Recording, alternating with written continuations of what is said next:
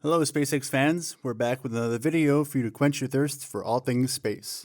So buckle right in because we're going on a flight to the stars. But before we move on, make sure to press the subscribe button and don't forget to hit the bell icon to never miss out on any of our latest space niche videos. In this video, we'll be bringing you up to date with the latest developments in the crazy world of SpaceX. We'll tell you the latest updates of the SpaceX Starbase facility and more. Stay tuned. Tank explodes at SpaceX's Starship testing facility. It's been a big week for violent explosions. Not to be outdone by the recent massive undersea volcanic eruption in the Pacific Ocean, SpaceX went ahead and blew up a test tank filled with liquid nitrogen at its launch facility at Boca Chica, Texas on Tuesday. It's unclear whether the explosion was intentional. The dramatic explosion occurred after SpaceX's GSE-4 test tank was filled with liquid nitrogen and pressurized. The company typically uses these tanks to test the structural integrity of material that it'll eventually use on spacecraft. While it's still hazy whether the company intended to test the tank until failure, exploding violently that is, it seems like it might have been unintentional. Other angles captured of the explosion show cars and equipment nearby. It's unlikely that they wouldn't have cleared the area if they knew it would explode. Nearby porta potties, one sharp-eyed observer noted, appeared to have survived the blast. Then again, the company has blown up these tanks on purpose before. In June 2020,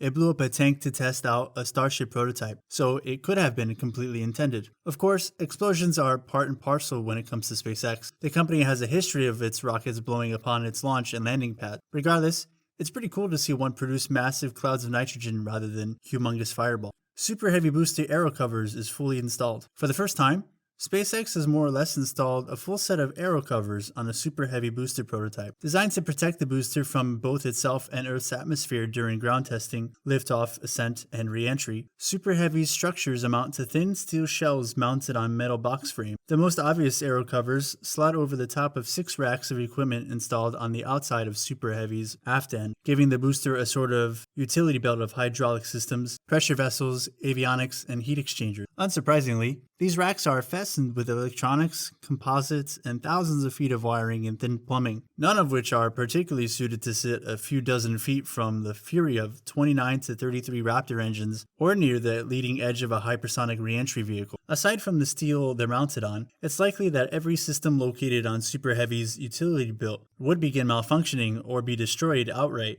if directly exposed to just a few seconds of hypersonic buffering and heating Starship boosters will experience during re-entry.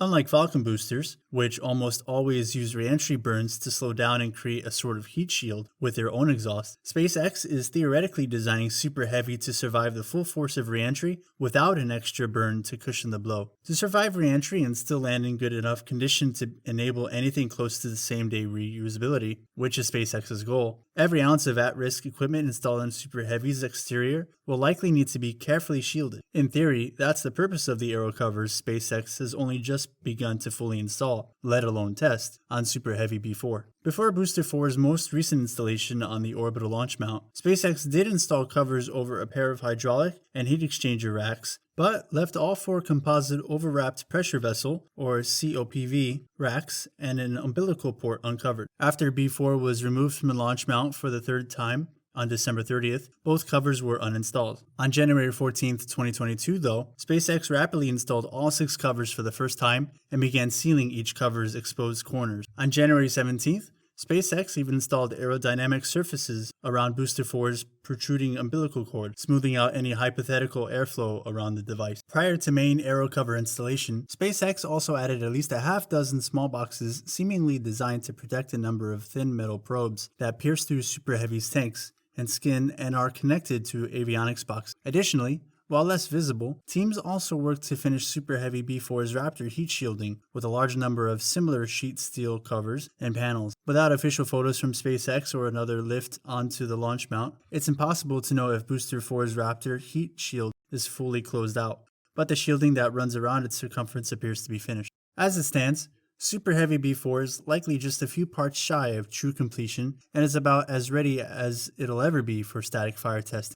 More likely than not, those Aero Covers and Raptor heat shields are essential for Super Heavy B4 to be able to perform more than one test at a time without immediately requiring major repairs. Unlike Starship, which has mostly tested 3 engines at once and only performed a few 6-engine static fires, Super Heavy B4 may eventually test all 29 Raptor engines simultaneously. When almost 30 engines are involved, even nominal pre-burner testing will likely produce a massive fireball that could engulf Super Heavy's aft, if not the entire booster, with flames. For static fire testing, Raptors typically produce a smaller and briefer, but still substantial fireball during shutdown, creating another potential source of damage to any sensitive hardware located anywhere on or in Booster 4's thrust section. As such, Super Heavy Aero Covers may be just as important for surviving static fires as they'll be for surviving launches and landing. It's unclear if or when Super Heavy B4 will return to the orbital launch mount for wet dress rehearsals and static fire testing. Far from SpaceX Starbase facility, the newest small-sat launcher to come online is preparing to launch its first mission from Florida's Space Coast, but it will need to wait for license from the FAA. Astra will launch NASA's Alana 41 mission from SLC-46 on Cape Canaveral Space Force Station,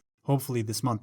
On board will be 5 CubeSats from NASA and several universities. The educational launch of nanosatellites, or Alana program, is NASA's rideshare program that allows spare space on NASA missions to be filled with payloads from educational institutions in the United States. The program also gives members of NASA's Venture Class Launch Services program early payloads. This helps stimulate the small sat launcher industry with customers willing to take the higher risk launching on newer rockets. This is where Astra fits in. And now we must wait for the FAA to grant a launch license to Astra, as Chris Kemp, Astra CEO, stated on social media. Preparations are underway for Astra's first launch out of Cape Canaveral and first orbital payloads delivery for NASA. We will announce the launch date and time once we receive our launch license from the FAA and complete static fire. Astra's current launch vehicle first went vertical early this month, and we have seen it go vertical several more times since then. It will use a multi-use launch complex operated by Space Florida called SLC-46. It can support miniature vehicles and vehicles like Astra's that bring their own launch pad. The last launch from SLC-46 was NASA's Orion Ascent Abort 2 test on a modified Peacekeeper missile back in 2019. Eventually, we expect Astra to move to NASA's purpose-built open concept launch complex, LC-48. And that's all the information we have for you today. We would love to see your thoughts about these updates in the comments section down below. If you want to be updated and see more videos about space, world, and SpaceX, subscribe to Liftoff and turn on the notification feature. With this, we've come to the end of the video. Congrats on having a great attention span. Let us know how excited you are about the new ventures of SpaceX down in the comments below. Thanks for watching, and if you enjoyed the video, please make sure to like and subscribe for similar content. Until we meet next time.